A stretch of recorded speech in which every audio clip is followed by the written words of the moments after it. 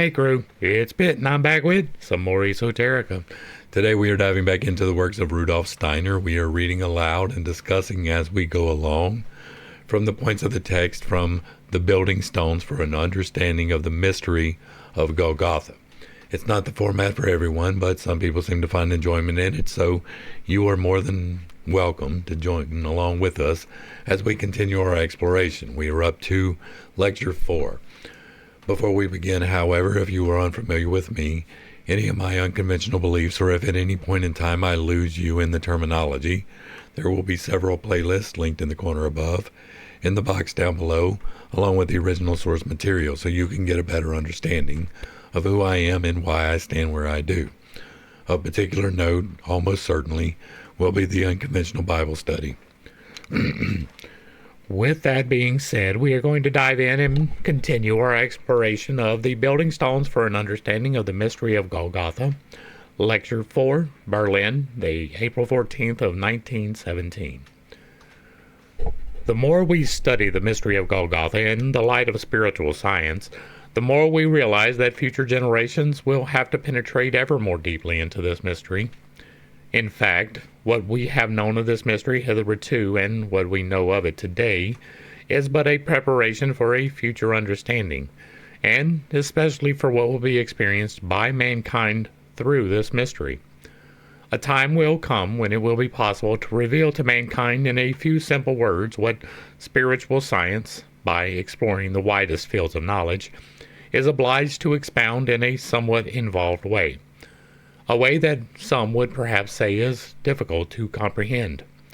We can safely anticipate that this possibility will be realized. But the nature of spiritual development is such that the understanding of the greatest and simplest truths must be earned by patient effort, that the most profound truths cannot be reduced to the simplest terms in every epoch, and therefore we must accept it as the karma of our epoch, that we have much to learn before we can grasp the full import and full gravity of the mystery of Golgotha. Okay, so already we are in contention, right? A time will come when it will be possible to reveal to mankind in a few simple words what spiritual science is obliged to expound in a somewhat involved way. It is only difficult to comprehend because you are holding on to a belief that is limiting you from realizing the full import of it. The clinging, right? The having been brought up in a control system, it is not an easy thing to remove yourself from the control system. There are many suppositions that you hold that were ingrained in you through the control system. One of those is that there was a sacrifice necessary for you to be forgiven from the misdeeds of your current existence, right? The things that we label sins. Now, in the last video, we talked extensively about how morality can change.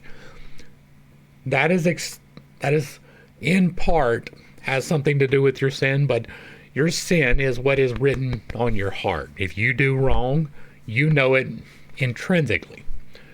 It is something that you are meant to repent from. It is something that you are meant to overcome, right? The urge to strike someone with your fist, that's a sin. You know it when you do it. Not to defend yourself, but if you are attacking someone. You are always justified in self-defense. But if you are attacking someone, you know that that's not the right thing to do. And you are meant to overcome that urge. If you do not overcome that urge, you are meant to be contrite about it, and you are meant to seek forgiveness for it, both from the person that you have assaulted and from the greater authority. If you believe that in order to be forgiven for your sins, you must sacrifice something corporeal, then you are under the impression that something has to die in order for that to be taken from you. But that's not the case. That is one of those preconceived notions that we cling to so desperately. Because of the nature of the control system in which many of us were raised in, we believe that something external from us must suffer the consequences or else we cannot achieve forgiveness. And that is simply untrue. I can say in a few simple words what spiritual science is obliged to expound in an involved way. They are obliged to expound in the involved way because of the control system, which was still very much in place back in the 1920s, or 1917. That was the date, right? 1917. And so our understanding is different now than it was then, but this control system has still got a very good grip on many things. Here is the long and the short of it. If you ask God for forgiveness, you get it.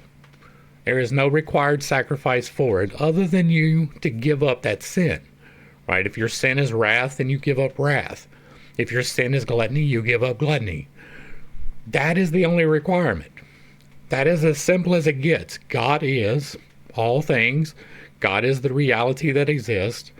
You are meant to be contrite and ask forgiveness, and you can go directly to the Creator for that forgiveness with no external sacrifice being necessary.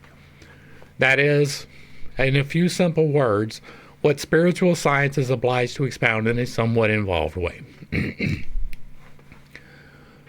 I should like to open our lecture today by emphasizing that we must attach great importance to the idea of faith, or trust, as an active and positive force.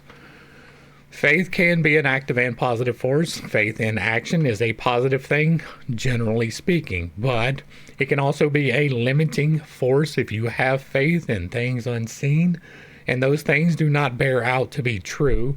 It is limiting you from achieving the things which are possible.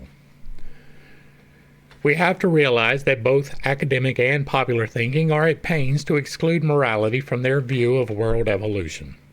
Today, scientists are interested only in the physical and chemical laws which determined the emergence of Earth out of an original nebula, and their aim is to discover how the end of the world will be determined by these same laws. To a certain extent, we acquire our moral ideas in conjunction with these physical conceptions, and I have already pointed out that they are not powerful enough to act as a positive force. Such is the position today, and in the future our moral ideas will become increasingly impotent. That is something that has happened since that day. The idea that a deed or an occurrence, such as the fall, which stands at the beginning of terrestrial existence, must be judged by moral laws, is regarded by the scientific mind as sheer superstition. Our present understanding is not sufficient of itself to conceive of a moral evolution at the end of a terrestrial existence, whereby the physical and chemical processes of the earth would be raised by a moral impulse to the Jupiter condition. Conceptions about what is physical and what is moral coexist, but cannot, so to speak, tolerate each other. The two spheres are strictly delimited. Whilst natural science excludes morality entirely from its ideology, morality is resigned to the fact that it is without effective life, that it has no place in the physical world. Indeed, certain religious confessions seek to accentuate this cleavage between the physical and the moral, which permits them to reach a kind of compromise with natural science, in that the scientist empathizes that a clear line of demarcation must be drawn between the sphere of morality and what belongs to the sphere of chemistry, physics, and geology. I'm not totally opposed to the idea, right? The physical and the spiritual, while linked, are not intrinsic, right? We discussed before, the dogs don't really have morals. They have things that they learn, they have things that they abide by, but they don't really have the morals in the same way that we do, to the best of my understanding anyway.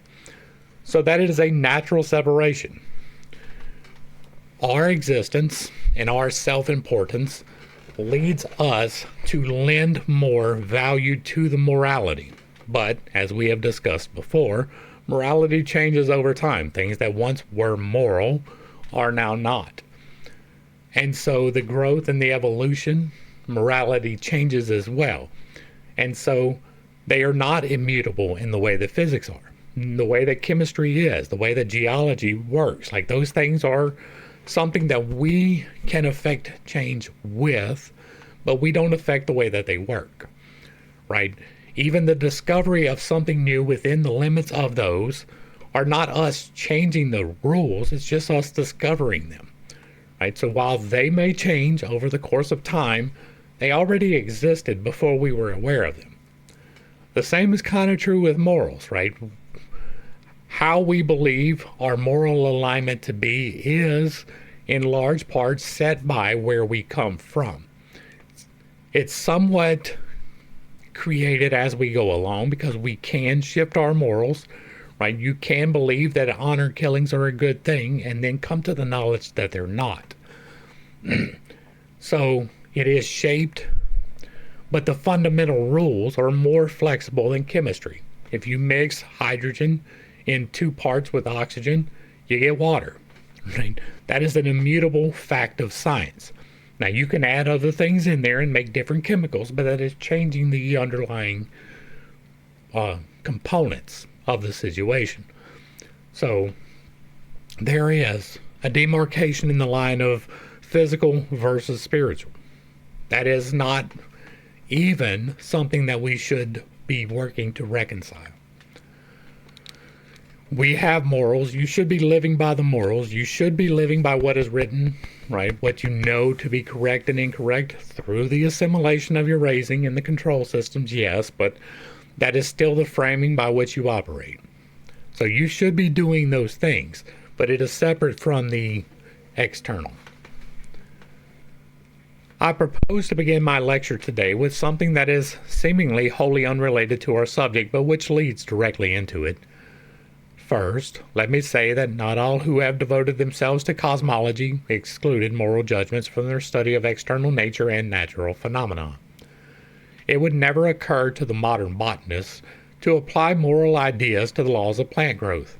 He would consider it childish to apply moral standards to the plant kingdom or to inquire into plant morality. Imagine the reception that would be accorded to anyone who took such an idea seriously.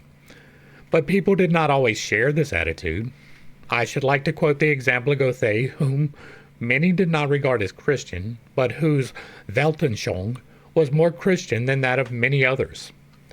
If you refer to critical studies on Goethe, especially by those by Catholic authors, you will find that they are of the opinion that Goethe, as a man of stature, he was sometimes treated indulgently, did not take Christianity seriously. Goethe, however, was by temperament and disposition inherently Christian, more profoundly Christian than those who forever have Lord, Lord upon their lips. Goethe certainly did not wear Christianity on his sleeve, but his view of the world was profoundly Christian in character, and here I would like to draw your attention to an aspect of Goethe's thought which is often neglected. Now, I am ignorant, right? I do not know this guy. I have not studied his works, and so I don't have insight into whether or not he was a Christian.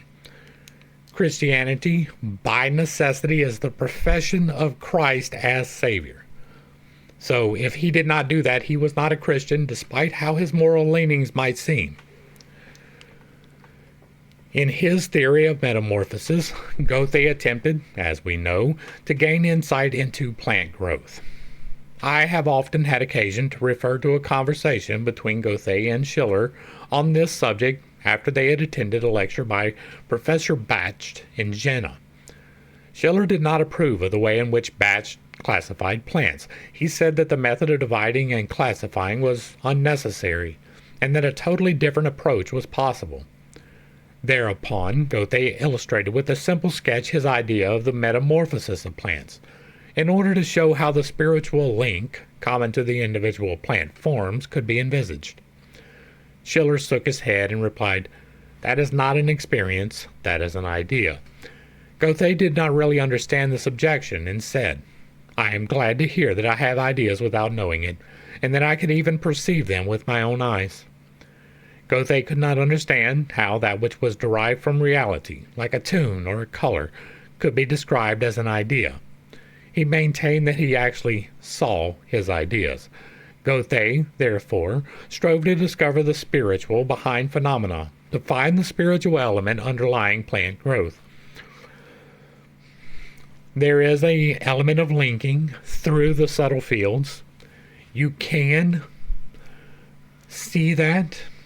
You can affect that. But I do not know that it is intrinsic to the metamorphosis of plants, right? I don't understand exactly what Goethe meant here, and it was probably some self-insertion. Now, Goethe realized that he could not fully communicate his ideas to his contemporaries, for the time was not yet ripe to receive them. Meanwhile, other naturalists, amongst them the botanists Schlever and Henschel, had been stimulated by Goethe's theory of metamorphosis. They wrote the most remarkable things about plant growth which met with Goethe's approbation. But the modern botanist regards this whole subject as dealt with by Goethe, Schlever, and Henschel as midsummer madness.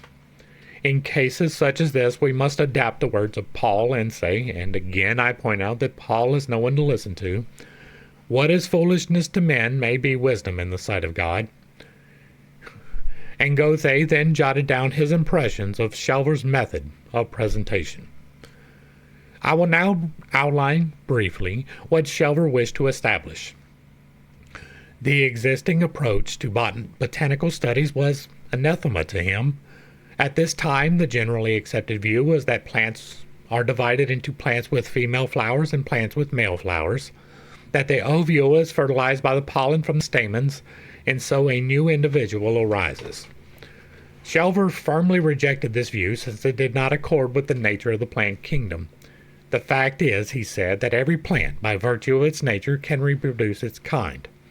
He looked upon fertilization as more or less a secondary phenomenon, as a mistake, an aberration of nature. Wow! If nature followed the right course, Schlever believed, then each plant would reproduce its own kind without fertilization. There would be no need for pollination in order to ensure the continuity of the plant species. Okay, so he was kind of right, but almost entirely wrong. Fertilization is an important part of the propagation of every species. But you can make clones from plants. I'm not positive that you can from every plant because I have not done it for every plant, but there are a lot of them which you can. You can take a fig tree, cut a branch, dry it out for a little while, and then give it some water and put it in the dark and it will grow roots. And then you can plant that and it will create a fig tree from the genetic material of the original that is separate but be identical to the original. The same is true with an apple tree. The same is true with pomegranates. I'm of the opinion, but not known for a fact, that the fruits and the berries can do that. I believe that there are at least a couple of species, but I cannot name them, which cloning is impossible. Many of them I have not tried, but a lot of them I have done myself. So I know that you can do that, and that is not using fertilization. But it is also not really reproducing a new tree. It is taking the existing exact genetic material and creating from that existing exact genetic material a new separate entity with the exact same genetic material. Fertilization is the combination of the two almost exact genetic materials into a new, slightly different genetic material. When I and my wife copulate and we had our children, it created two completely independent children with our genetic makeups, but not fully, with slight variations. That is the fertilization process. That is the nature by which nature produces. Cloning in the wild is exceptionally rare, right? There is the occasion where a branch falls off and lodges itself into the mud, and then it creates something new. Outside of one particular species, I do not know of any species by which it is intrinsic that propagation comes from cloning. Now, that one species that I'm talking of is the banana tree. You can't grow it from a seed.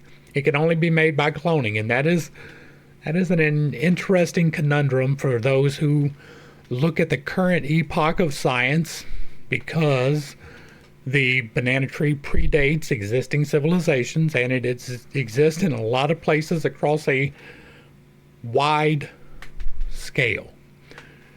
and it is not carried there by a bird, right? It has to be a planted clone in order for it to work. That's my understanding. I could be wrong, right? I've never actually done a banana tree, but as far as I understand, you can't grow it from a seed. It has to be grown from a clone. And so, both yes, but mostly no.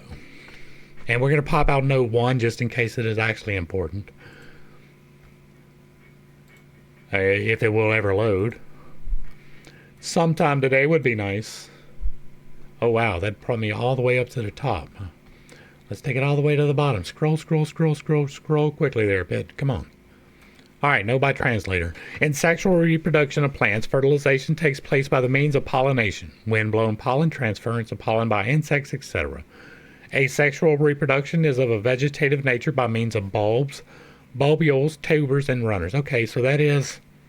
But the fern shows alternate sexual and asexual reproduction. The spores fall to the ground where a new plant is formed. The plant, which develops from a spore, is attached to the ground by a protothallus, root-like hairs, which bears a number of male and female organs. There's probably some fertilization going on as well. But I do have aloe plants, and they do separate by root systems.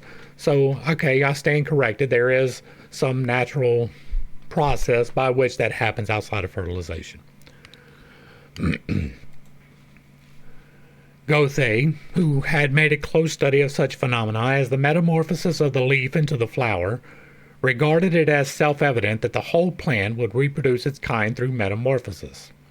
He was attracted by Schiller's idea, and in all seriousness he recorded his reflections on the subject in a series of aphorisms, which are extremely interesting but which modern botanists regard as pure nonsense.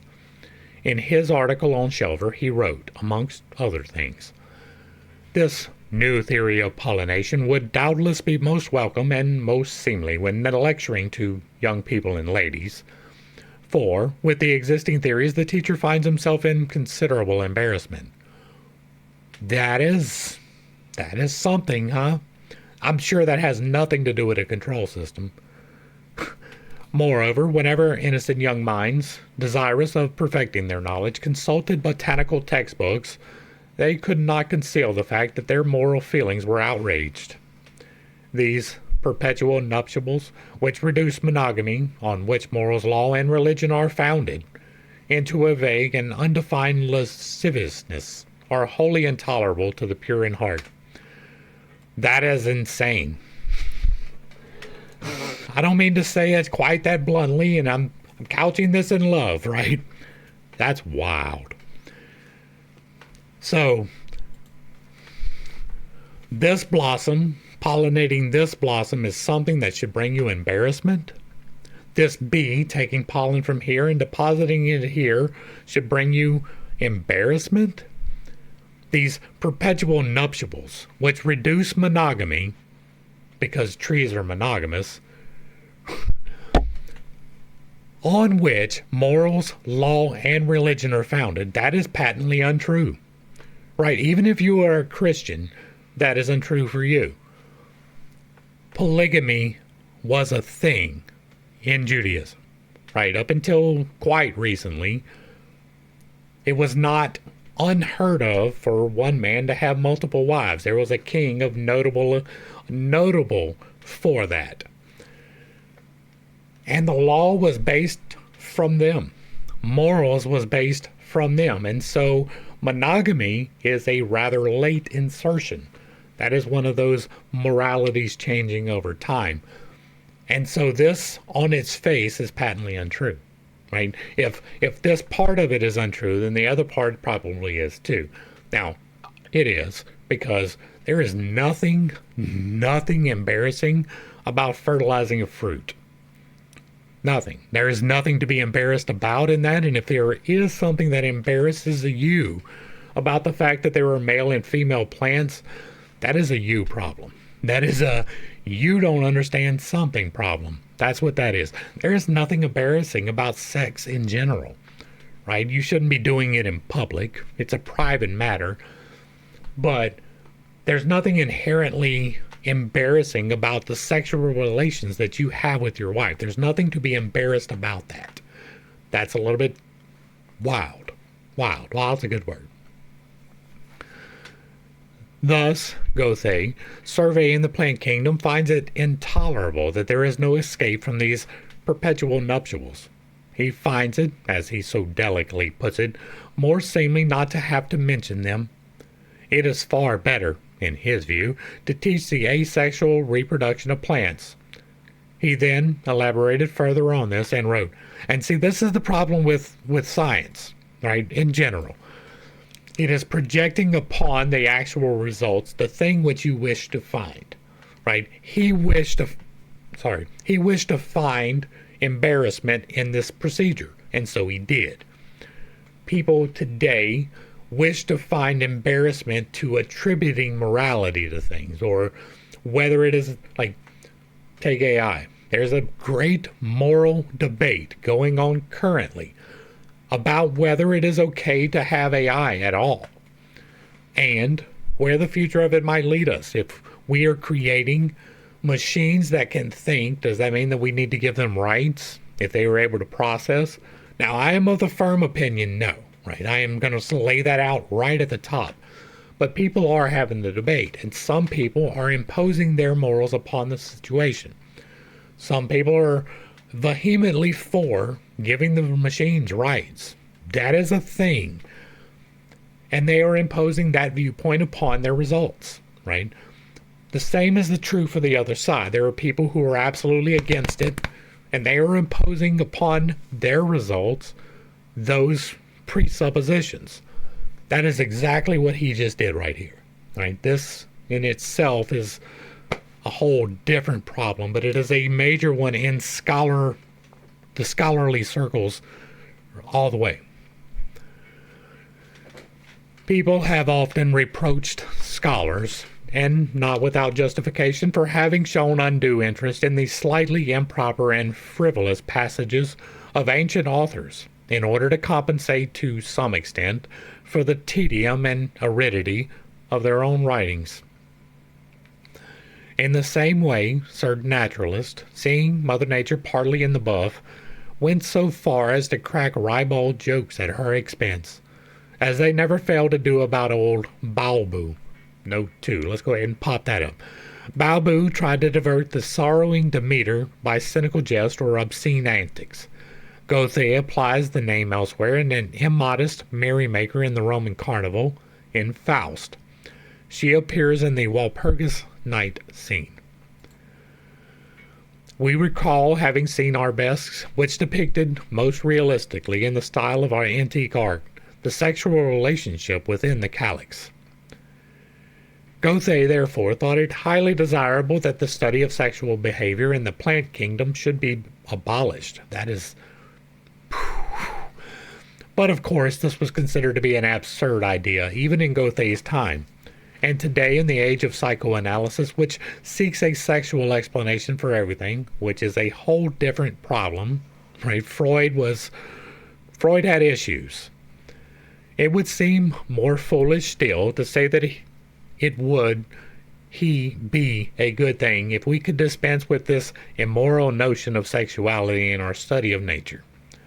Goethe expressly says, just as we find it everywhere today, ultras liberal as well as royalist. Let's go ahead and pop out note 3. Ultra, one holding an extreme view of the ultra-royalist party in France.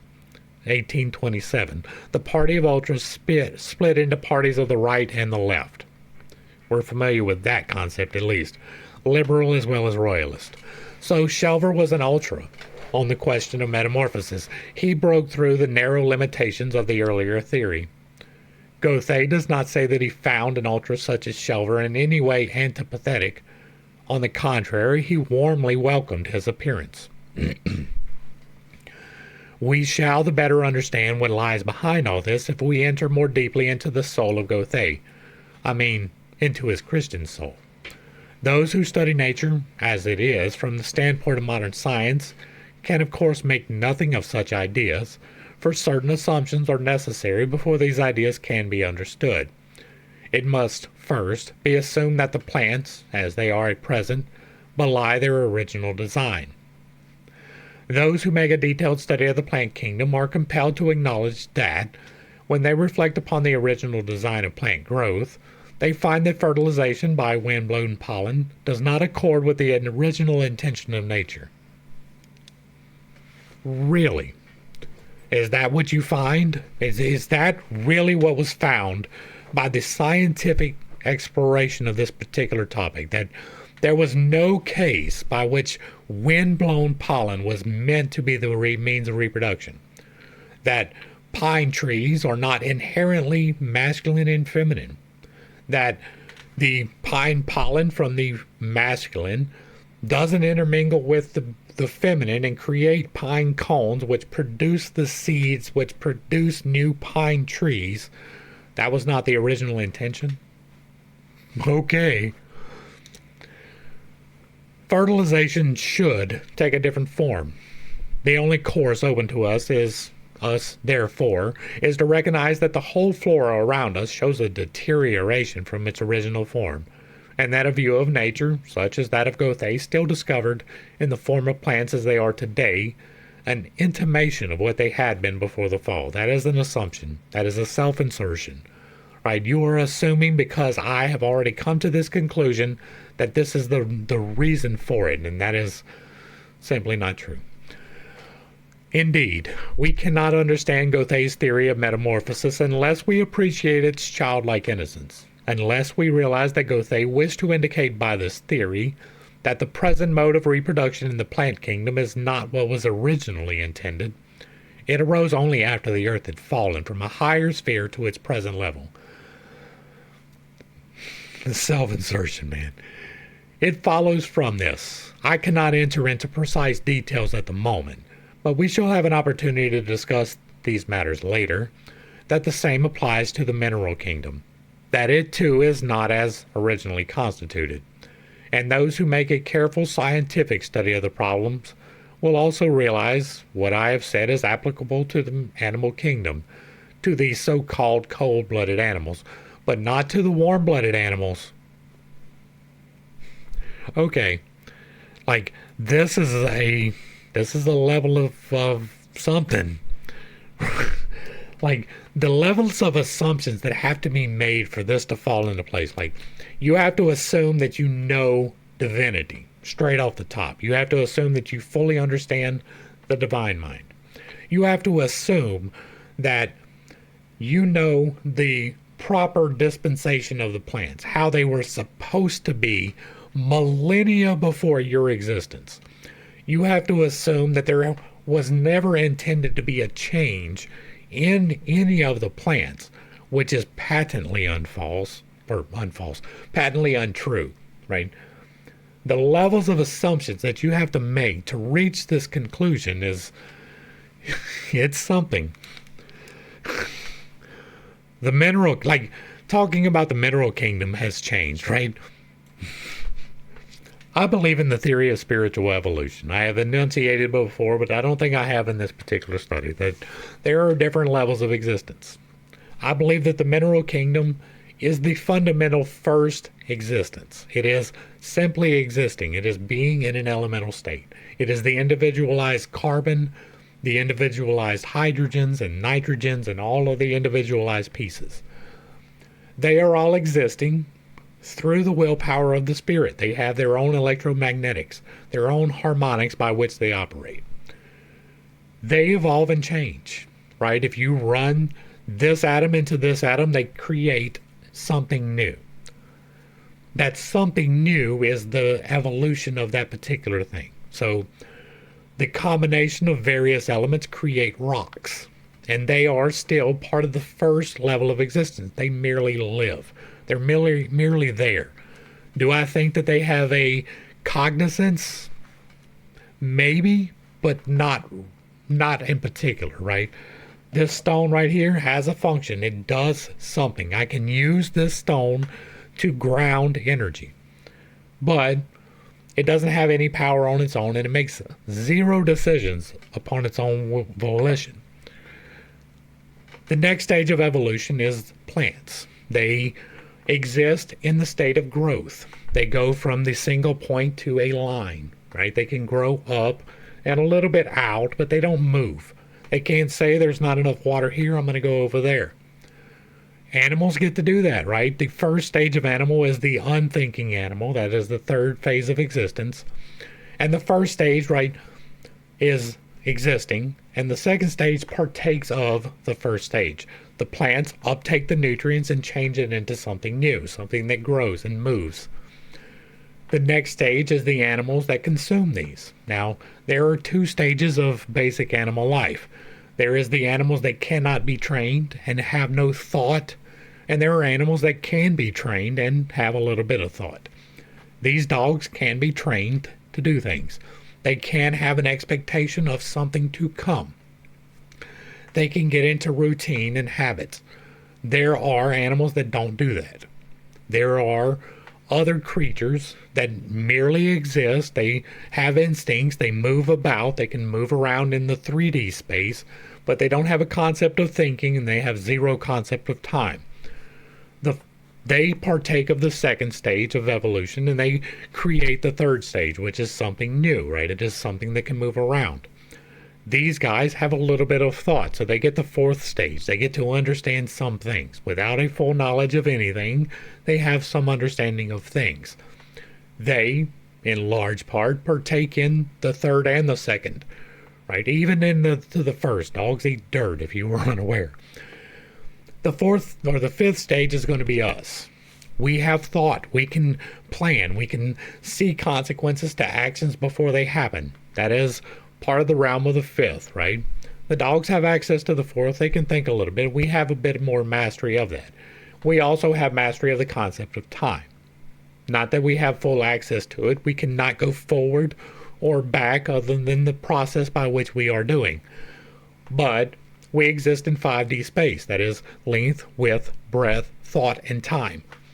The next stage of existence will be, in my estimation, the realm of the messengers and the disincorporated spirits. Those that come to say something but not really to affect things. They have the time without the full understanding, but they have more of an understanding of the thought. They have 6D, right? They get length and breadth according to thought. The next stage, the seventh, is going to be the divine angelics and the divine demonics, the entities. They come in a corporeal form. They can move wherever. They have full mastery of thought and most mastery of time. So they have in the seventh layer of existence. And then to me, the eighth is the return to the divine. It is the overarching completeness of all. So, all of that to say that there, in part, I do believe that there is some movement between these realms. But, right, to say that this applies to the mineral kingdom, that, like, fertilization doesn't happen between minerals, right? But if you take two hydrogens and you put it with an oxygen, you got water. You do the same thing with carbon and oxygen, you get carbon dioxide or carbon monoxide or whatever combination you happen to throw in there. So there is some movement of state within the first layer, which is the mineral kingdom, but they do not self-propagate in the way that we do. There is no fertilization process. But to say that you have a full understanding of how these processes work when chemistry really was brand new, right? We had alchemy, which was a beginning of the study of chemistry. It is where chemistry is derived from. But the things that we do in chemistry now are far separated from the things that were part of alchemy then. This is not a good understanding of it, what is being outlaid here. And there's a reason you can't enter into precise details, right? The same does not apply to the mineral kingdom that applies to the plant kingdom, or that applies to the animal kingdom, or that applies to the human kingdom, or to the entity kingdom. There are different rules that constitute these things. And those who make a careful scientific study of these problems will also realize what I have said is applicable to the animal kingdom, to the so-called cold-blooded animals, but not to the warm-blooded animals. Again, there's a differentiation there that is simply because of prejudice. This goes back to the fall theory, right? That there was a tree with a knowledge fruit, that a woman was tempted by a talking snake to pull this fruit from the tree and eat of it. That is at best an allegory, right? Mostly intentional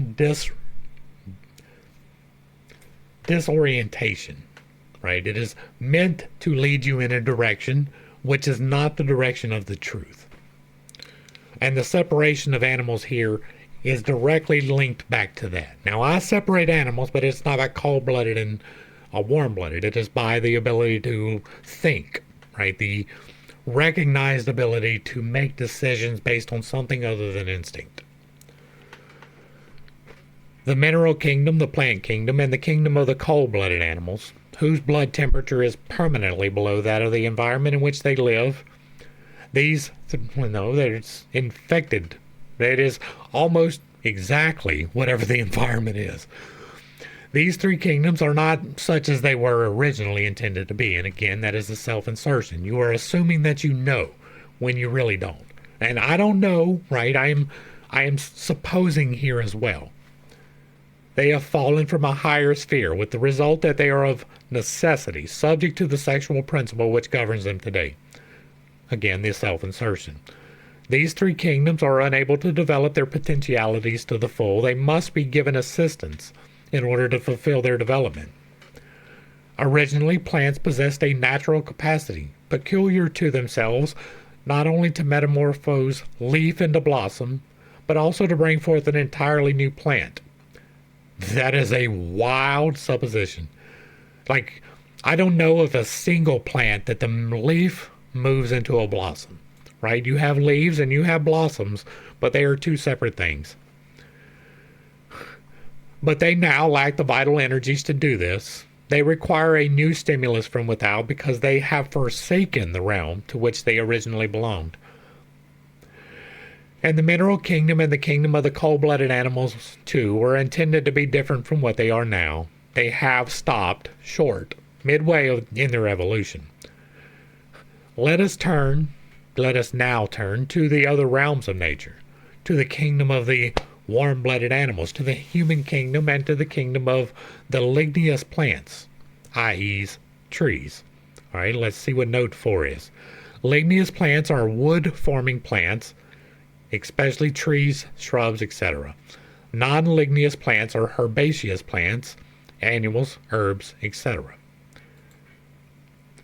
The plants I have already mentioned, which follow natural metamorphosis, are those which develop green leaves and stems, the herbaceous plants.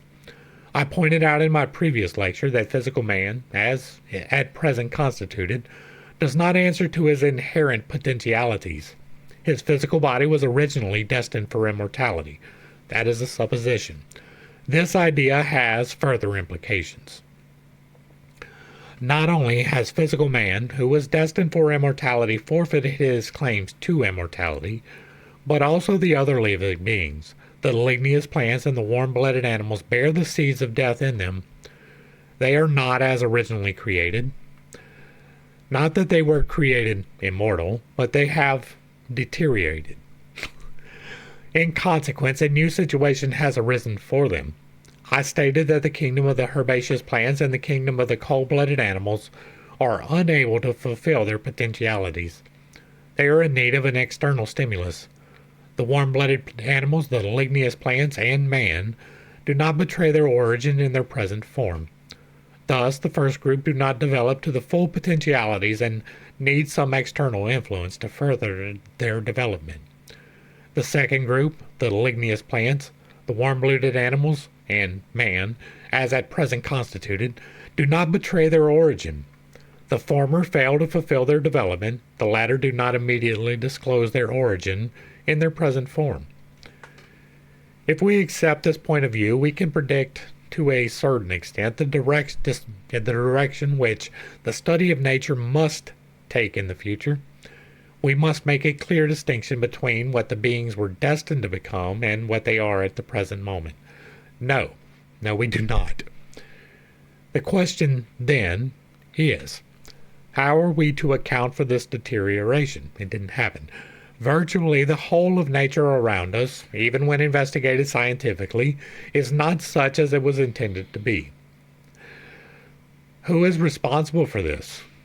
The blame lies with man, because he succumbed to the Luciferic temptation, which, to what is called in the opening chapter of Genesis, the fall, or original sin. Again, I refer you to the beginning of this particular study if you want to hear my thoughts on that. To spiritual science, this is a real and genuine drama in which man was not only involved, but which first played out in the soul of man. Now, that I don't disagree with. At that time, man was still so powerful that he involved the whole of nature in his fall. No, he involved in his fall the plants. Yeah, that's why he was discarded from Eden, is because he involved the plants. Consequently, they were unable to complete their development and required a stimulus from without.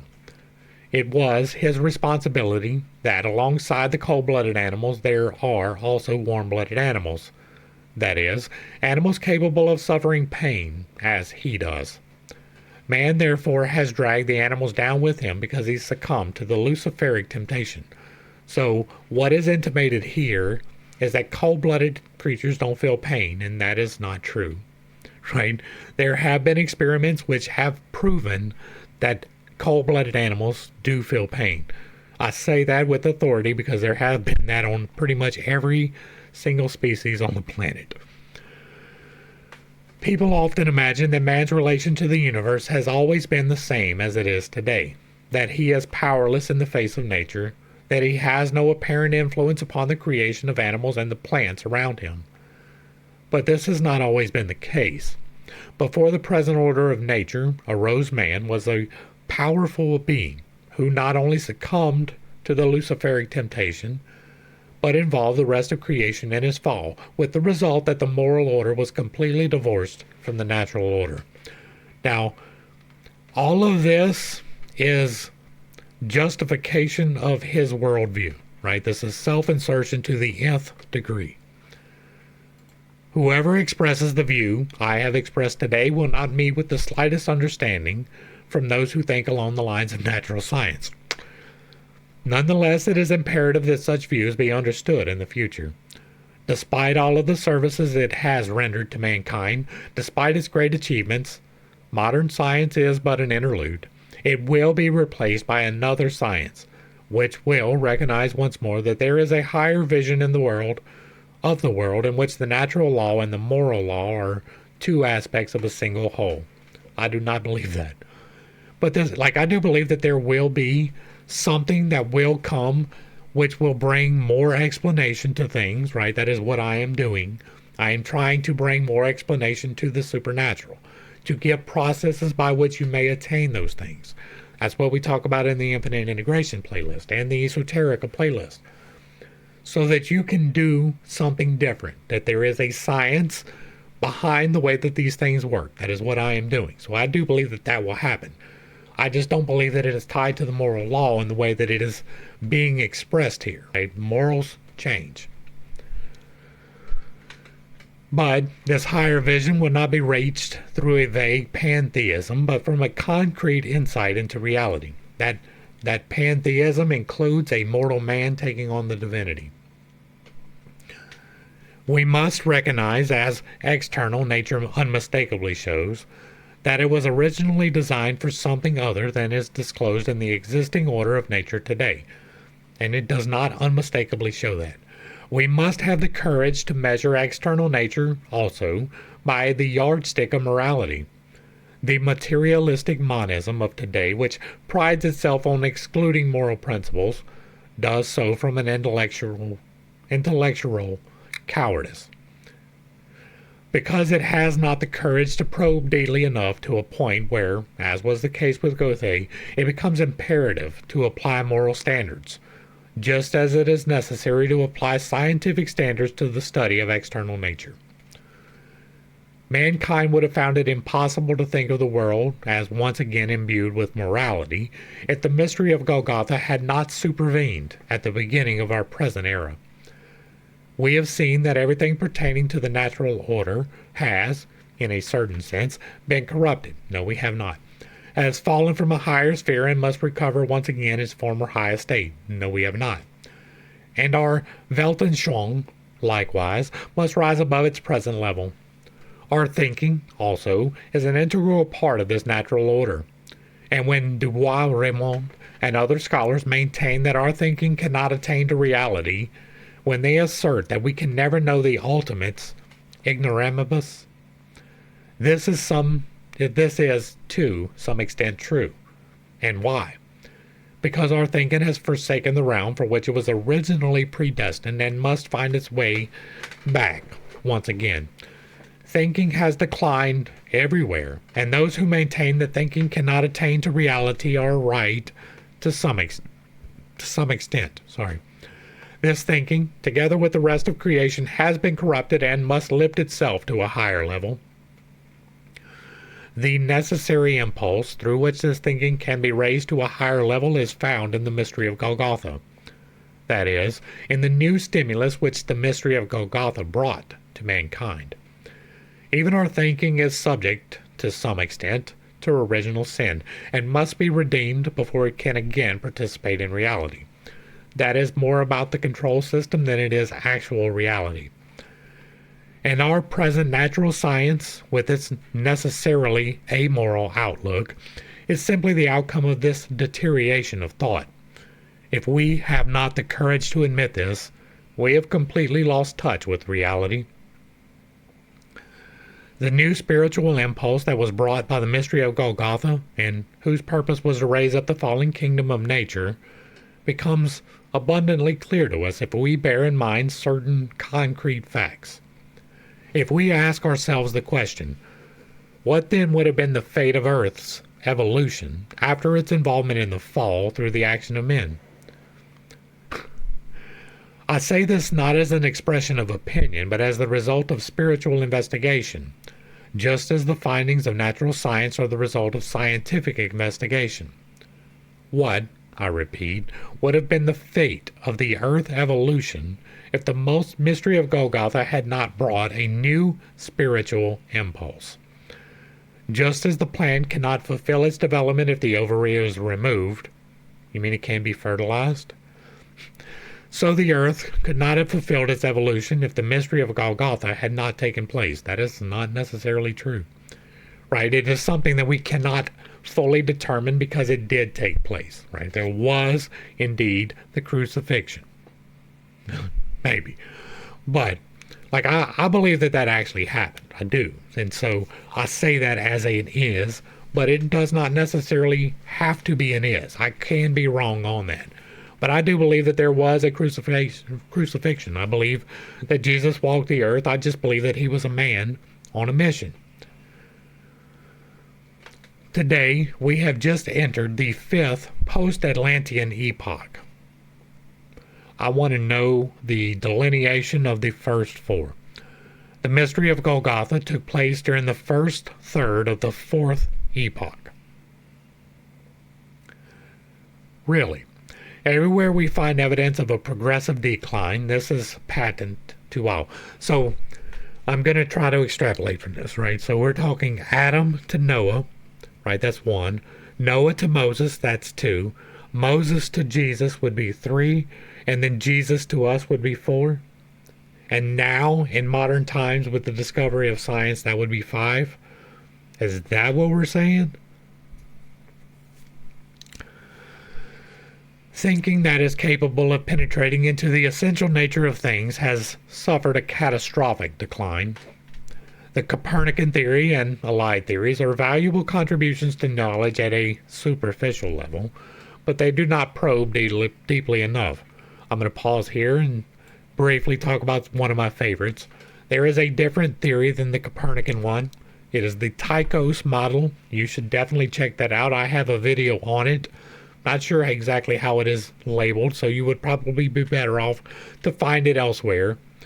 But there is an alternate theory on how the solar system revolves. It is not entirely Earth-centric, but it is not centered around Sol, which is our sun, but rather around what used to be a different sun, and that's the only hint I'm going to give you. You should check it out. It's definitely worth digging into.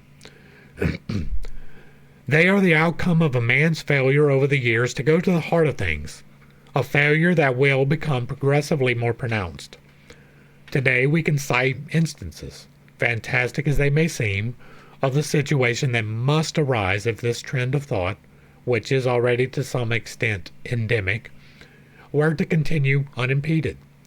This trend of thought will have to be abandoned because of the impulse of the mystery of Golgotha will gather increasing strength. They're still waiting on that. I ask you to look with me for a moment through a window into the possibilities of future evolution, and not to discuss what I have said in public, lest you lay yourselves open to ridicule for stating a plain truth. For today, such ideas will only meet with derision. If the present outlook of academic science persists, if it should spread further afield and become increasingly pervasive, we are now living at the beginning of the fifth post-Atlantean epoch, which will be followed by a sixth and a seventh epoch. Then, unless the mystery of Golgotha is understood at a deeper level, the situation can only grow worse. Today, if one were to speak, as I have done, of a new conception of the fall outside of an esoteric circle, a circle that for years has been accustomed to ideas which provide evidence of this new conception, can be scientifically demonstrated, he would of course be laughed to scorn. The materialistic non-Christian world would have precious little confidence in him if he were known to hold such views. But in the sixth post-Atlantean epoch, things will be totally different, and there will be a different attitude amongst a certain section of mankind. There will be a bitter struggle before the Christ impulse can be realized. People imagine that those who strive to arrive at the truth by means of spiritual science can be met with the weapons of scorn and ridicule that often pass for criticism. In the sixth epoch, they will be treated medically. By that time, medicaments will have been discovered which will be administered compulsory to those who believe in a recognized canon of good and evil, independent of social sanctions. A time will come when people will say, "What is all this talk about good and evil? Good and evil are determined by the state. What the state declares to be good is good, and what it declares to be evil is evil. When you speak of good and evil as moral values, you are obviously ill, and medicaments will be administered to such people in order to cure them.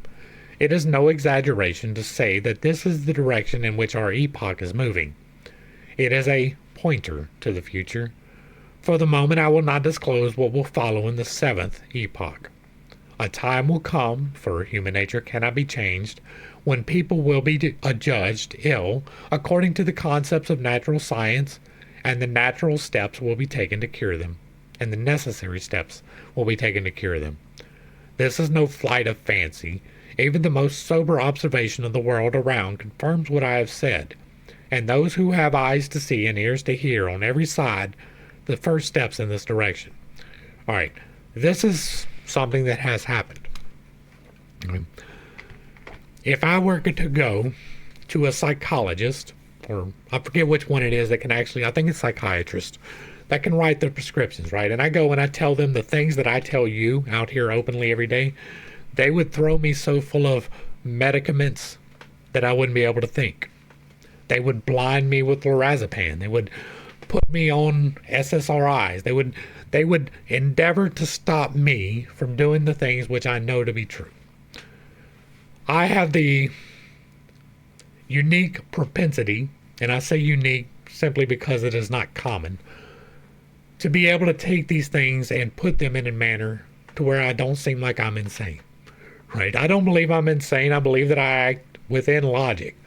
I am not attempting to harm anyone else. I am attempting for the betterment of people. But even the concepts by which I speak would get me medicated. Despite the fact that there's no depression attached, there's no anxiety attached, simply the fact that I say these things can be done would get me medicated. So he is in part true about that. This part here, what the state decides to be good and is good, yeah, we're there. We are there in large part. If you disagree with whatever they decide that you should be doing, then you are evil. That has happened. Here in 2020, we saw that quite extensively. That was true with other things as well. What the state has declared to be good is good, and what is bad. So we have seen that in part at least. Now, I don't know that we will ever get to the point, I hope that we won't, I am endeavoring that we do not, where that is intrinsic, right? Where it is absolute. As it stands, we can still resist. We can still desist. We can still say no. It is not common for that to happen, and that is because of what he is discussing here. And so, in part, this is true, right? Now, whether that's the 5th epoch or the 6th epoch or whether it's the 400th epoch, that is a matter of speculation. Now, I hold that it was 12,000 years ago that Adam fell, right? The expulsion from Eden event we talk about in the 12,000 year disaster cycle. I believe that that happened. That at best, Moses was gathering all of the stories and relaying them to the best of his ability to raise his people up out of the people surrounding. But it is likely that there were several epochs in the midst of that, right? Up to the fall of Babel, which I believe was around the flood, right? It could have been the Eden event. That's a little bit unclear. But according to the timeline as laid out in the book, you had Eden, the expulsion from Eden, and a civilization, and then that civilization became so bad that we got the flood. Either the expulsion from Eden was the Babel event where everybody got a different language and were scattered across the globe, or the flood was, one or the other. Most likely. But again, that is not something we can put a definite on, right? It is something that we can guess about. It is something we can speculate about. But finding the firm evidence is unlikely for a multitude of reasons. But part of that is that one of the control systems, the Catholic Church, seized most evidence that would lead to anything contrary to their beliefs. They took them and either destroyed them or hid them away in tunnels underneath the Vatican. That is almost certainly true. Along with that, after that epoch into this one that he is talking about now with the scientists and stuff, we have the Smithsonian Institute, and it did the exact same thing. Anything that contradicts even slightly with the current doctrine, they seize it, and then I don't know what happened. All the bones of the giants just disappeared. We had them. There were records that they were existent, but they're gone. We can't find them. That's what happened through the Smithsonian. The Roman Catholic Church and the Smithsonian have done more to hide knowledge from people than they have to propagate that knowledge to people. And I think that's everything we need to touch on that particular paragraph, so let's get back to the text. Now, the etheric body is not such as was originally designed to be, and this is the determining factor in all developments subsequent to the fall. And see, that is an extreme point of contention for me, right? To say that the original design was flawed implies that God's decisions were flawed, that there was some intrinsic thing that had to have happened for us to be here, and I don't believe that. So it is of paramount importance to be alive to this fact and gradually turn it to account in our life.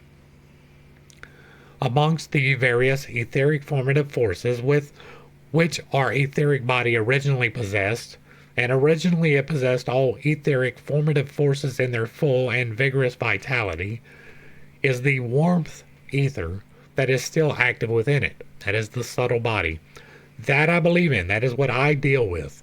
Right? So it is not removed from us. We just removed ourselves from it through the control systems that he is propagating or promulgating. This explains why men and animals, which he dragged down with him in the fall, both have warm blood. Are you kidding me? It was therefore possible for man to transform the warmth ether in a special way. This he could not do with the light ether. light ether. Admittedly, he assimilates light ether, but he simply radiates it again so that the lower form of clairvoyance is enabled to perceive the etheric colors in the human aura. They are actually present there. But in addition, man was also designed for a particular tone. He was endowed with his own specific tone in the whole harmony of the spheres, and also with an original vitality, so that it would always have been possible for the etheric body, if it had retained its original vitality, to have preserved the immortality of the physical body, and man would have been spared the consequences. No. For had the etheric body preserved its original form, man would have continued to dwell in those higher realms from which he has fallen. I have an entirely different viewpoint than that. We have already talked about it. I'm not going to expound upon it. It's just annoying to me, right, this supposition. He would not have succumbed to luciferic temptation, for in those higher realms totally different conditions would have prevailed. And in former times those conditions really did exist. Great souls like St. Martin were, to some extent, still aware that such conditions had once existed, and therefore they spoke of these conditions as a former reality. And I'm going to say, in no uncertain terms, that you can still access these etheric bodies. You can still access these etheric principles. The aura, the subtle field, that is available to you. I have outlined the means by which you can do so. Prayer, fasting, and meditation are intrinsic. Let us recall for a moment one of these conditions. Man could not have spoken at that time as he does today, for speech had not yet been differentiated into separate languages. If you take the account of Babel as being true, then yes, but it's not necessarily a truth. It is merely a story that we assume to be true. Right? I do believe that there was a Babel event. I believe it was tied to either the fall, right, the expulsion from Eden, which is not exactly the same as the fall, or at the time of Noah. I believe that that happened and that was part of the process. Which one it is not even really that important. It's more likely that it was at the Eden event, though, and that is the more likely supposition to make, rather than after Noah or even just before Noah in the times of Enoch. It is easier to assume that it was timed for the Eden event than the Noah event. But it's, again, not that important. This differentiation was due to the fact that speech became static. Has it? It was never intended originally that language should remain static, and it doesn't. You must have a clear picture of what was originally intended for a man. Let's hit that real quick, too, because language does not remain static. Have you heard the term yeet? Y-E-E-T. It means to throw something with great force away from yourself. That is a brand new word. That is something that has been come up with in the last decade.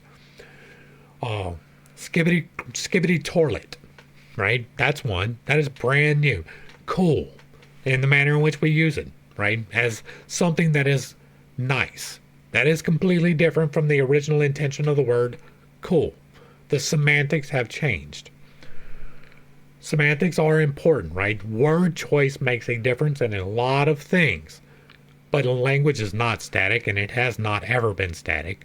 If you go back 100 years ago to this point in time, they talked with completely different intonations, completely different words. If you go back 200 years, it would be difficult to understand. If you go back 300 years within the English language, it would be almost impossible to understand. And if you go back 4, you wouldn't even pick out one word in 10. That is real. The language has changed. If ever a fraction of Goethe's world conception is realized in the life of man, I do not mean theoretically, but in actual practice, then people will realize what are the implications of this statement. Suppose for a moment that man still had the potentialities with which he was originally endowed. We do. He would have looked out upon a world from which he received external impressions. He would be aware not only of colors and tones, but not only of external impressions, but also of spirit emanating from things on every hand. From the color red, the spirit of red. From the color green, the spirit of green, and so on. I'm going to hit this because I do quite often, and it is something that needs to be pointed out. You don't actually see anything. You see the reflection of things. And the colors that you see is the absence of the color in the thing. I use my blue phone case. I could use my blue shirt. You don't actually see blue. What you are seeing is the reflection of blue from my shirt. And that is because there is no blue in my shirt. There is all the other colors. They are absorbed. And blue, because it is not there, is reflected out. And so you see the reflection of blue in my shirt. You don't actually see the blue shirt. It is all the other colors except blue. That is the shirt. So from the colors, the red, the spirit of red, and then from green, the spirit of green, that's a little bit wild. A little bit wild. Now, the subtle field, which he was just talking about, right? You could look out from a world, not the external impressions, but the spirit emanating from things on every hand. That is the subtle field. You can see that. It takes intentionality. You will have to go through the process, right? You have to open your third eye. That is a process. It is not an overnight thing. It is something which you must take the time to do. But that was the intention. Not everybody should be born with the ability to do that. Otherwise, it would not hold the importance that it does. At all times, he would have been aware of the spirit, and that is, again, a possibility. That is something that you can do. Not even a guess. I am certain on this. I say that, but I don't know you, right? I may be exceptional. I don't believe that, but I have to hold the possibility that what I can do, nobody else can. I don't believe that, though. I do believe that anything that I can do, you can do better. You can do everything better than me. And so I have to believe that because I can, you can too. You just haven't applied yourself to the discovery thereof. This was anticipated by Goethe when he said, if the Erpflanz, the archetypical plant, is nothing more than an idea, then I can see my ideas with my own eyes, and they are realities in the external world like colors. It is possible that he saw something different. I don't even discount that, right? I see something different. So this is prescient of the future. I beg you to accept as a solid, concrete fact that the spirit is an active force that streams into us. I am right there with you.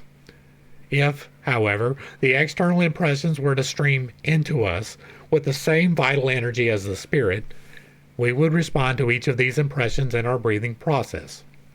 For our breathing always responds to the impressions we receive through our brain and our senses. For example, an impression of red invades us from without. From within, our breathing responds to this impression with tone. Tone issues from man with every impression he receives from without. There is no such thing as a static language. Each impression was immediately answered by tone from within. There was complete correspondence between the word and the external impression. Speech, in its later development, is simply the external projection, the residuum of that original, living, and flexible language which was once common to all, and the expression, the lost word, which is so little understood today, is a reminder of the original language.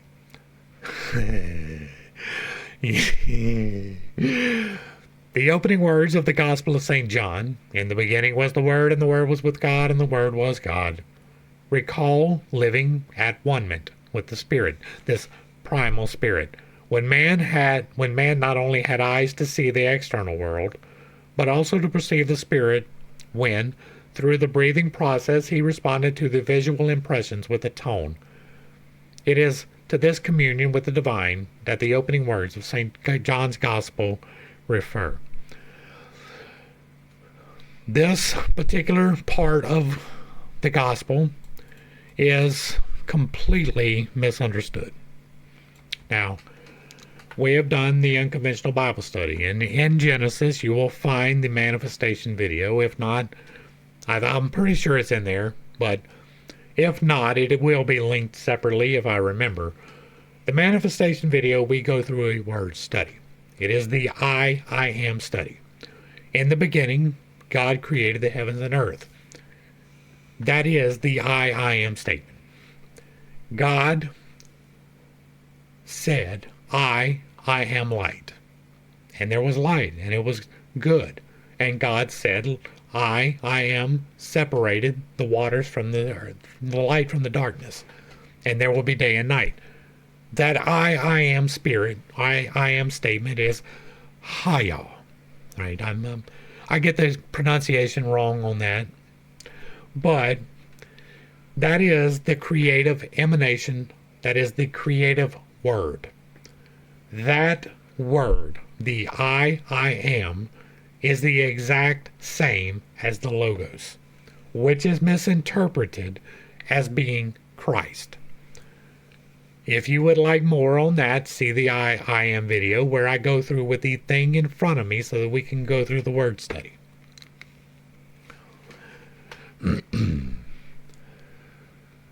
So much for the one aspect. On the other hand, in respiration, insofar as it extends to the head, as we inhale or exhale, there is not only an interaction with the external world, but a pulsation is set up within our whole organism. The respiration that extends to the head responds to the impressions we receive from without, but in the lower organism, our respiration responds to the metabolic process. If man still possessed the original vitality of his etheric body, then something totally different would be associated with his respiration than is associated with it today. For the metabolic process is not wholly independent of respiration. Its dependence is simply concealed. That is true. It lies beneath the threshold of consciousness. But man would not be conscious of it if he had not preserved the original vitality of his etheric body. In the course of his life, if in the course of his life he had not lost this vitality to some extent. For it is this loss of vitality, not only through the physical body, but from within, that is the cause of death. No. Right? The vitality and the loss of vitality is an intrinsic part. Death is an intrinsic part. But you can retain the vitality. You will never overcome the cause of death. Doesn't matter what you do. Right? There will be death. If man had retained his original potentialities, it would have been possible for him, via his metabolism, not only to secrete waste products, but to produce something of a material nature. There's an extrapolation. So much for the one possibility. On the other hand, the exhalations of man would have contained formative forces, and the formative forces of his exhalations would have laid hold of the material substance, and thus he would have created in his environment the animal kingdom as it was originally intended to be. Some truth, but not truth, right? You can create with the exhalations of your body. That is where the word comes from. That is as close as I can get to revealing things to you. But not the animal kingdom as it was originally intended to be. That is up to God, not you. For the animal kingdom is a secretion of man. No. It was created prior to man, even by your own forces, right? By your own control system. The animal kingdom was created, then man was created for the animal kingdom. And was intended to be so, in order that man could extend his dominion over the kingdom of nature. That is not necessarily related. It is in this way that we should think of the animal kingdom. All this is the conclusion drawn from the investigations I have laid down before you. It is a conclusion, but it is not the one you should be drawing. Today, natural science is inclined to think that originally the animals were much more closely related to man. The truth is not that man has ascended the ladder of evolution, as the crude theory of Darwin imagines, but that today we can no longer grasp the real relationship of man to the animal kingdom. The vegetable kingdom does not fulfill its development on the terrestrial plane, and the animal kingdom likewise does not develop its origin on this plane. Naturalists speculate on how animals which coexist with man have evolved. The reason for their coexistence must be sought in the sphere from which man has descended. It cannot be found where Darwin and his materialistic commenters expect to find it. It will be found in the mighty events of prehistoric times, and that is probably true. There is a theory about Babel that the confusion of man was because of a global shockwave that deafened everybody, and that the various sects of people who separated themselves were deafened by this event, right? And it was most likely, in my estimation, the fire event. That's why I say it's easier to link that with the expulsion from Eden than it is with the flood. There was possibly, in my estimation, according to what I outlined in the 12,000 year disaster cycle, a giant plasmic discharge. What is that? It is like a lightning bolt, but it's like a lightning bolt that is 30 or 40 miles wide, right? And that is spherical wide. And so it comes down and it makes a giant thunderclap. Well, there it is entirely possible that that thunderclap made everybody deaf. That would tend to confuse language. Language would have to re-evolve on the other side of that, because that entire generation, from the oldest to the newborn, would lose the ability to hear. But anyone born after that period would have the ability to hear, and language would again begin to promulgate. And so that, in my estimation, is the most likely reason for the Babel event, the confusion of the languages. It could have been a comet. It could have been a myriad of other things, but I believe it was the plasmic discharge making thunder really, really loud. And so, and like, not just like this area heard it, but like the entire earth was surrounded in a shock wave from this, right? It is massive. So much so that it tore down the Tower of Babel. It changed the shape of the earth into the new mountains that were formed. And again, if you would like more on that, the 12,000 year disaster cycle will get you there. Also, bear in mind what I mentioned recently. The spiritual investigation shows that in the 6th and 7th millennium, there will be a decline in fertility. Women will become increasingly sterile. The present method of reproduction will no longer be possible. It must be transposed to a higher plane. In order that the world might not fall into a state of decadence, when opinions as to what is good and evil will be treated medically.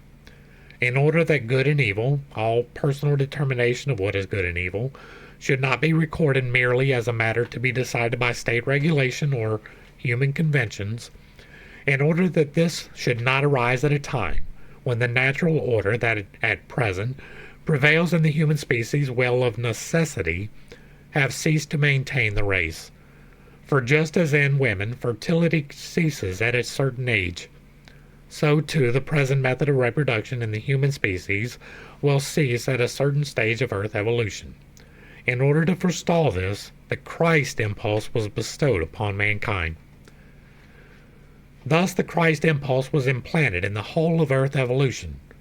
I doubt if there is a single person who imagines that the Christ impulse loses anything of its majesty or sublimity when it is incorporated in this way in the whole world order. When, in other words, it is restored to its cosmic rank, and when men really acknowledge that at the beginning of earth evolution there existed, and at the end of earth evolution there will exist, an order different from the present natural order, and a moral order that transcends the physical. The Christ impulse was necessary in order that the ends of the earth evolution should be worthy of the beginning. It was for this purpose that the Christ impulse entered in our earth evolution, and it is in this sense that we must understand it. And those who accept the words of the gospel, not in an external sense, but with the true faith demanded by Christ, can find in them the necessary attributes whereby an increasing understanding of the Christ impulse can gradually be developed. An understanding that can meet the demands of external investigation and, once again, relate the Christ impulse to the cosmic world order. There are certain passages in the Bible that can only be understood with the help of spiritual science. It is written in the Bible, "One jot or tittle shall in no wise pass from the law." Many expositors interpret these words as implying that Christ wished to preserve the Mosaic law intact and simply added to it his own contribution. They claim that this was the real meaning of the passage. Now, the passage has no such meaning. A passage should not be torn from its context, for everything in the Gospels is closely interrelated. When we study this interrelation, at the moment I cannot enter into the details which will provide convincing proof of what I am about to say, we find the following. On the occasion when he spoke of the jot or tittle, Christ implied that in olden times when the law was first framed, man still possessed his ancient inheritance of wisdom. No, he did not. He had not declined to the extent he has at present day. That is not true. When the kingdom of heaven is at hand, when he must change his mental attitude. In olden times there were still prophets or seers who were able to discover the law through the power of the Spirit within them. You who are now living in the kingdom of this world are no longer capable of adding to the law or of changing the law. If the law is to remain just, not a jot or tittle must be changed. The time is now past when the law can be changed after the ancient fashion. It must remain as it is. But at the same time, we must endeavor to rediscover its original meaning with the new powers that the Christ impulse has brought. You, the scribes, are incapable of understanding the Scriptures. You must recover the spirit in which they were originally written. You are without in the kingdom of the world. No new laws can originate there. But to those who are within the kingdom is granted the impulse of that living force, which, as I said recently, had to be transmitted orally, for it was not recorded in the writings of Christ. It cannot be codified, cannot be written into the law. It is something that is totally different from Mosaic law, something that must be grasped spiritually. You, the scribes, must approach the world in a new light, as something more than a purely phenomenal world. Thus, the first powerful influence was given to mankind to see the world as something more than a world perceptible to the senses alone. It is only slowly and gradually that we can accommodate ourselves to this new outlook. Occasionally, one feels impelled to speak from a Christian standpoint, and then one becomes the butt of ridicule. So too, Schelling and Hegel, although not regarded as Orthodox Christians, especially by the Catholics, sometimes allowed themselves to express genuine Christian sentiments, and they have been sharply criticized for it. The objection leveled against them was, "Nature is not as you describe it," to which they were so misguided as to reply, "So much the worse for nature." This reply, it is true, is not scientific as we understand the word today, but it is Christian in spirit. If that ain't the truth. The spirit in which Christ himself spoke when he said, "However much the scribes may speak of laws, they do not speak of the real law." Not only has a jot or tittle passed from the Mosaic law, but the law itself has changed in many respects. The scribes speak from the kingdom of this world and not from the kingdom of heaven. He who speaks from the kingdom of heaven speaks of cosmic order, of which the natural order is only a subordinate part. To this one must reply, "So much the worse for nature." To those who objected to Goethe's claim that plant propagation was not determined by sexual reproduction, on the grounds that scientific observation shows that the ovaries are fertilized by wind-blown pollen, he too would have replied, if he had given his honest opinion, "So much the worse for the plant kingdom. if it is so deeply committed to the natural order. That is wild.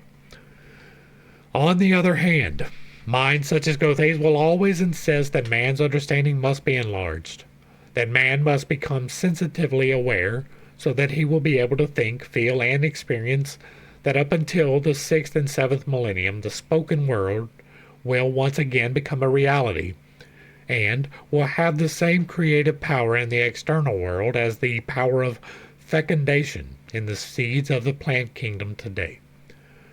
The word, which has become abstract today, must regain the original creative power it once possessed in the beginning. Those who, in the light of spiritual science, are reluctant to amplify the opening words of the Gospel of St. John, "In the beginning was the Word, and the Word was with God, and the Word was God," by adding, "and the Word one day will live again," have not fully grasped the Christian message. For Christ Jesus has set forth his teaching in a form that conflicts with the external world. It is to him that we owe the impulse to regeneration. The world, meanwhile, has declined rapidly, and the Christ impulse must be increasingly reinforced before this decline can be arrested. To a certain extent, we have gone some way towards reversing this doctrine since the Mystery of Golgotha, but for the most part without being consciously aware of it. Man must learn once again to participate consciously in cosmic events. He must begin to realize not merely when I think something takes place in my brain, but when I think something takes place in the cosmos. And he must learn to think in such a way that just as he can entrust his thinking to the cosmos, he can once again unite his being with the cosmos. And that I don't disagree with. You can indeed once again unite your being with the cosmos. The necessary changes that will have to be effected in our external life in order that our social life may be invested with the Christ impulse are ignored by those who are already aware of this need. There are reasons for the reticence. One can only speak of them when certain prior conditions have been met. Only brief indications can be given here. You will recall that earlier in this lecture I opened a window on the future when I pointed out that those who recognize other laws than those decreed by the state will be treated medically. Before this time arrives, however, a reaction will have set in. One section of mankind will adopt the measures referred to above, but another section will be the bearer of the future Christ impulse. A battle will ensue between the two groups, between the past and the future, and the Christ impulse will win the day. When the etheric Christ appears in the present century, the impulse that streams from him will be able to awaken such a response in the souls of men that governments placed on ambition, vanity, prejudice, or error will gradually become an impossibility. It will be possible to discover principles of government free from these human frailties, but only if they are founded on a true and concrete acceptance of the Christ impulse. Christian impulses will not be determined by parliamentary decrees. They will enter the world in a different way. This tendency exists already. Alongside the incorporation of the Christ impulse into world evolution, there is a longing to incorporate the Christ impulse into social evolution. In order to achieve this goal, a considerable reorientation of thinking is called for, and great strength of mind will be necessary before people can accept seriously what I have said about the Christ. When Jesus had delivered his message to the multitude, they were filled with wrath and sought to cast him from the mountaintop. The course of world evolution is not so simple as one imagines. We must realize that those who have some truth to impart may already have encountered an attitude of mind such as Christ encountered in those who sought to cast him from the mountain. You can find evidence of that in my comments. In an age whose motto is moderation at all costs, never give offense, avoid a reputation for iconoclasm. In such an age, the ground is being prepared for the entry of Christ into the social evolution of mankind. and perhaps with good reason in this particular age. It is being prepared in the subconscious. Little evidence of it is to be seen on the surface, where the unchristian principle of opportunism prevails.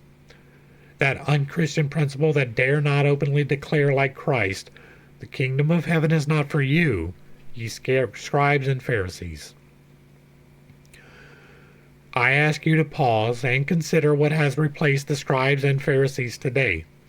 Gospel commentators are wont to excuse or explain away many of Christ's statements, and recently a priest, certainly not of the Orthodox persuasion, has uttered many fine statements about Christ Jesus, went so far as to say that Christ was obviously not a practical person, for he advised people to live like the fowls of the air. For they sow not, neither do they reap, nor gather into barns. Such advice would not take us very far today. This preacher did not make very serious effort to grasp the impulse which permeates the Gospels. People find it difficult to cope with precepts such as, "Whoever will smite thee on thy right cheek, turn to him the other also. If any man take away thy cloak, let him have thy cloak also. Give to him that asketh of thee, and from him that would borrow of thee. Turn thou not away." We have talked extensively about that, right? Life is about moderation, right? He has directly called me out with this moderation at all costs. That is where I am. Because you are meant to toil. That is given to you in Genesis, if you believe in the Bible. You are meant to toil. You are meant to toil. And part of that is gaining from your toil your just wages. You should give away things. You should be charitable. You should see a need and meet it, right?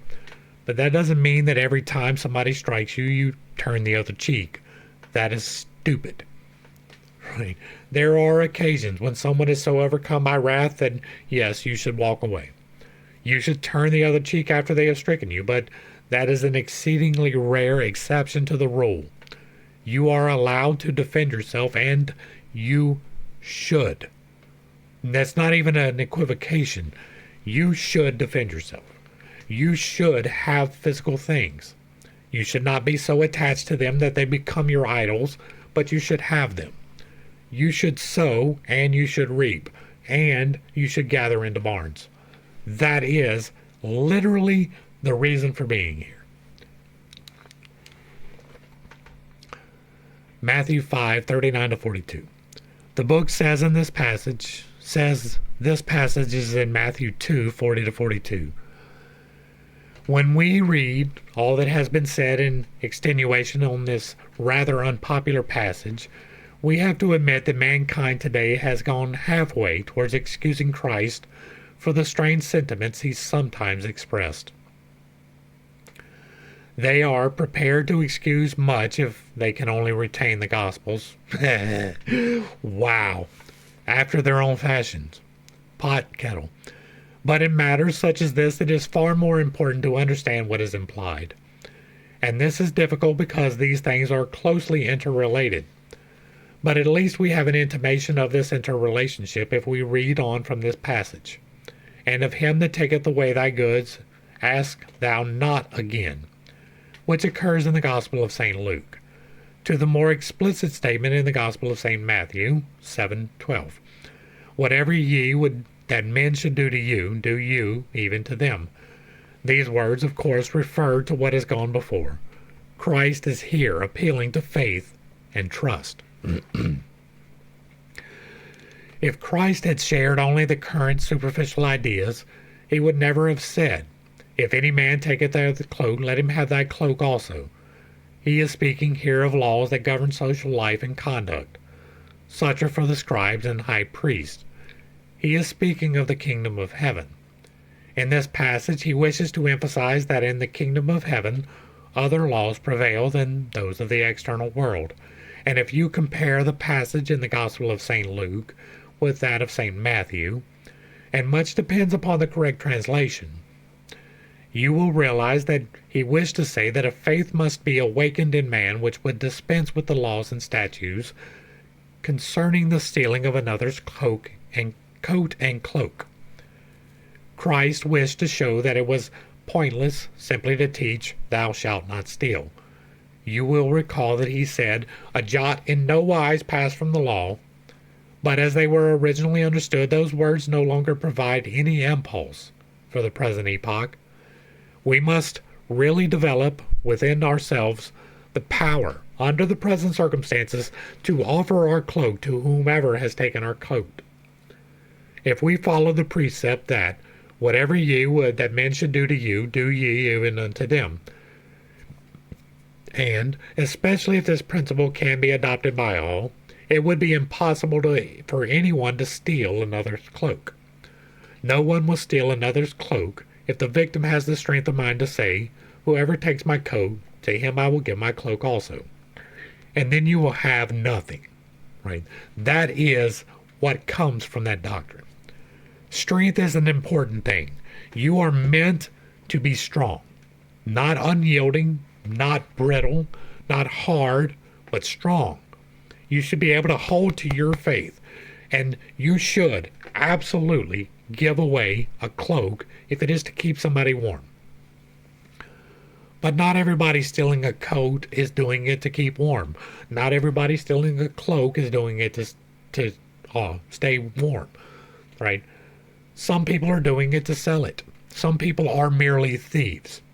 And so it can be taken as an eternal truth. You should be charitable. That is true. That is part of the balance between charity and greed. You should be in the middle, the moderation of the two. Because if you go by the principle, "Do not sow," you don't have a cloak to give away. In a social order where this attitude of mind prevails, there will be an end to stealing. This was the implication of Christ's words. That is a communist outtake. And, by the way, Christ was a communist. In order where this social attitude of mind prevails, there will be an end to stealing. This was the implication of Christ's words. The kingdom of heaven is contrasted with the kingdom of the world. We must develop the power of faith. Morality must be founded upon this inner power. Every moral act must be a miracle, not merely a fact of nature. Man must be capable of performing miracles. That you can do. Since the original world order has descended from its former high estate, the purely natural order must be replaced by a supernatural moral order, which transcends the natural order. It is not sufficient merely to keep the old commandments which have been given to the world under totally different conditions, nor is it sufficient to change them.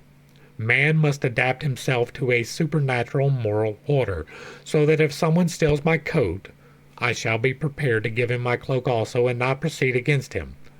That is not what the text says, but you can definitely pull that from it. I agree in large part.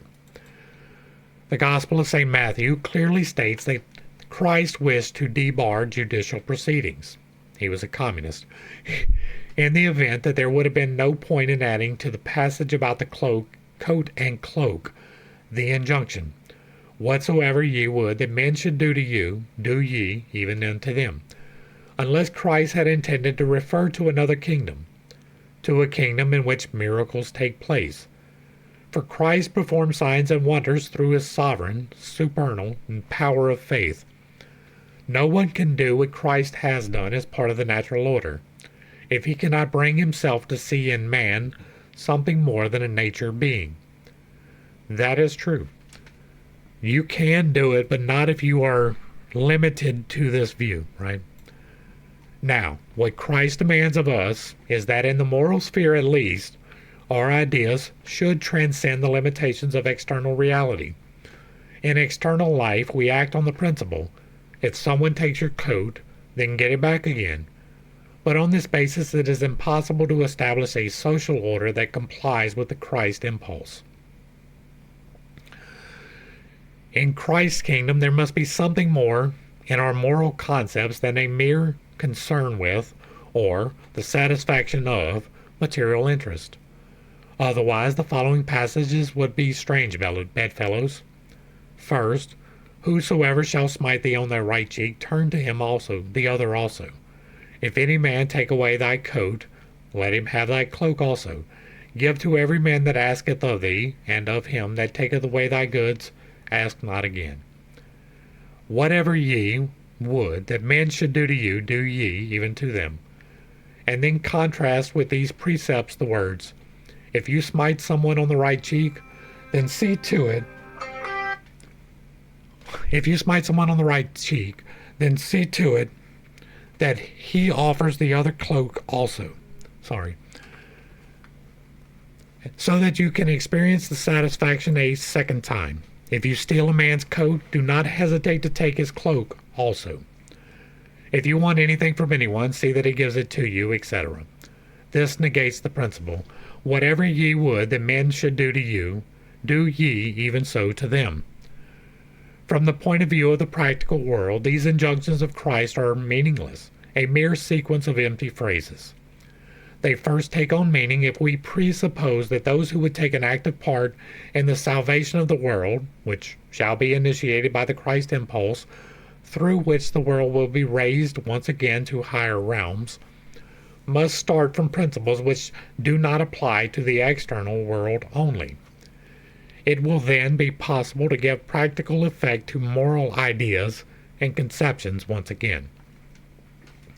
To understand the Gospels in the light of the mystery of Golgotha demands spiritual courage, a courage which mankind sorely needs today. And this implies that we must take seriously all that Christ said about the opposition between the kingdom of this world, the consequence of the progressive decline of mankind, and the kingdom of heaven. Those who, in such times as the present, 1917, are celebrating the Easter festival, may already feel a growing desire to find the courage to understand once again the mystery of Golgotha, and to be united with the impulse of Golgotha.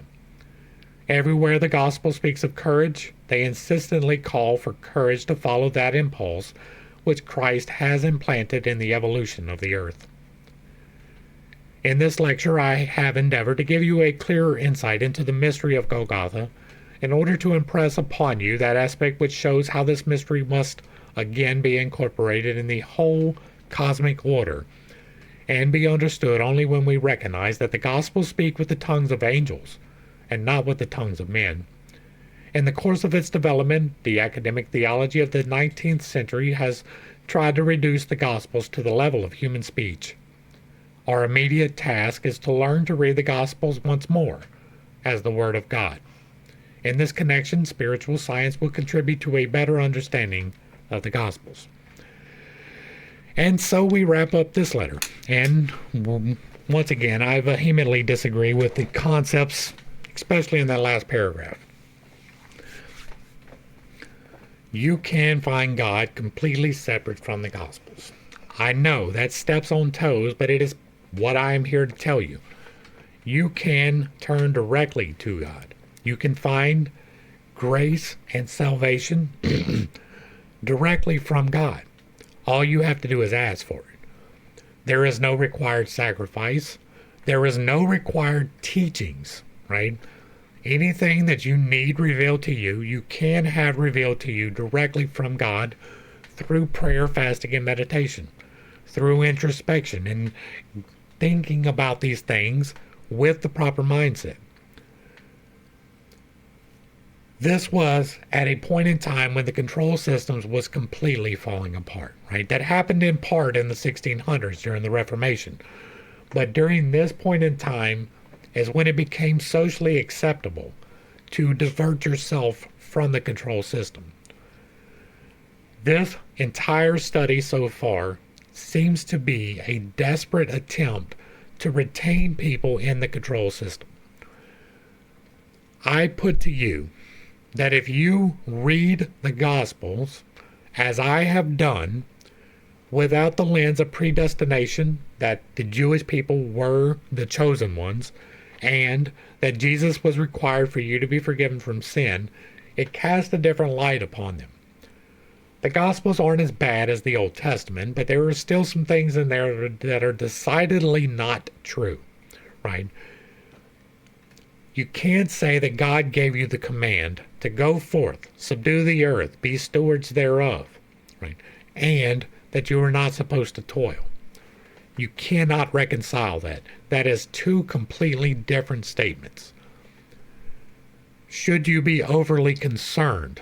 No. That is being tied too firmly to the material. But you should not be tied so firmly to the spiritual that you neglect the physical. That is out of balance with the eighth of the virtues and vices. Right? I didn't even realize there really was an eighth until this. Right? You have the 7 virtues and the 7 vices that we're familiar with, but the mortal and the spiritual are also 2 extremes. You can be tied to the mortal to the exclusion of the spiritual, and you can be tied to the spiritual to the exclusion of the mortal. You're meant to be in the middle. You're meant to toil and be spiritual. And that's where I'm going to go ahead and wrap this one up. I cannot believe I have done almost 4 hours worth of talking today. My God is good. I understand that hopefully I brought a little bit of enlightenment and not too much confusion to a series of somewhat difficult topics. I understand that I hold some unconventional beliefs and that I have a tendency to step on toes when I relay those beliefs. It is not intentional, but I do not apologize for it. I am here to reveal truths. I'm here to discern between, this is probably correct and this is most decidedly not. If I am unclear, I try to maintain that I am unclear. I may not always convey that well because I get caught up just like anybody else.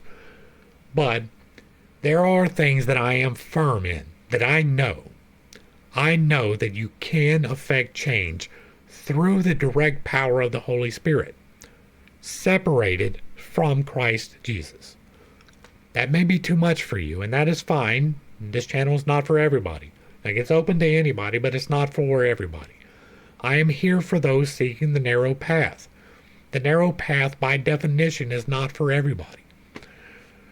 If you like what I'm doing over here, let me know down below. Give me a like, share, and a sub. Throw me a comment if you agree or disagree. If it remains respectful, it gets to remain up. And if there is something you would like to see me elucidate upon in the way that I have done here, leave that in the comments down below as well. If you really like what I'm doing over here, hit me with that super thanks, because I do not manifest money. To the crew, thanks for hanging out. I appreciate every single minute that you are here with me, and I am praying for you every single day. Until next time, I love you. God loves you. You are perfect, whole, and complete just the way that you are.